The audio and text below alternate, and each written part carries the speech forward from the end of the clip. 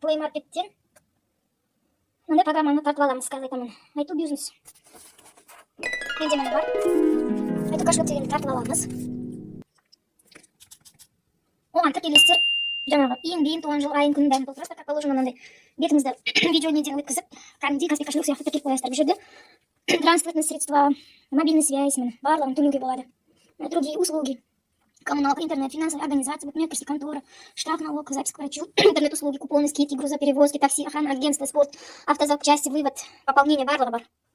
Міне, мен историяны басайын. Досмарттан, мысалға, маған осыған алдыртты. Міне, мен Досмартқа кірейін. Досмартты тартып алсаңыздар да болады, приложениесін қолдансаңыздар да болады. Жаңағы айту кошелектің ішінде Досмарттың приложениесі бар. Так что Досмартты тартып алмай қойсаңыздар да болады, камчиді.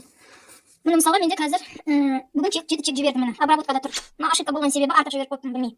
Сол үшін маған жасаған. 1, 2, 3, 4, 5, 6, 7. 7 чек жібердім. Міне, вывести кэшбэк деп басам. Перевод кэшбэка. Айту кошелекқа аударсаңыз болады. И телефонға единица сразу түседі. Міне, баланс на номер телефона. Айту кошелекқа басасыз, бастайсыз. Айтуыңызға түседі. Енді мен баспа қоймын, менде қазір ақша жоқ ішінде. Айтуға кіресіздер. Айту кошелектің ішінде де Досмарттың приложениесі бар. Досмарттың приложениесін тартып қойсаңыздар да болады. Міне, историяда мысалға маған 2 теңге баланс түсті. Мына жерде обновитті басып қоясыз. Айту сауда толы деп тұр. Маған сол Досмарттан ақша түсті. Кейін төлем карточкаға жасап аласыздар. Мына жерге дөңгелек пломбаны басасыздар. Төлем. Мына жерге номер жазасыз. Мысалға да. Продолжить. Енді ошибка деп шығады, себебі мен жай мысал ретінде тере салдым. Сол бойынша счетыңызда қанша ақша бар, 2000 теңге аударып, сөйтіп сала бересіздер. Кейін бұл жерде тағы айта кететін жайт.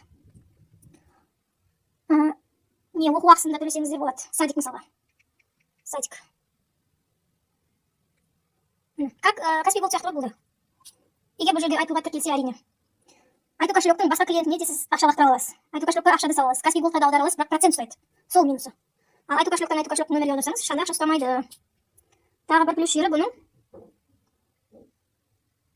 И кодты да ауыстыра аласыз. Идентификацияда өтіп қоясыз. Другие услуги. Пока мына жақта толық услугалар жоқ, себебі толық бітпеген мынау. Жалпы осы айту кошелек туралы.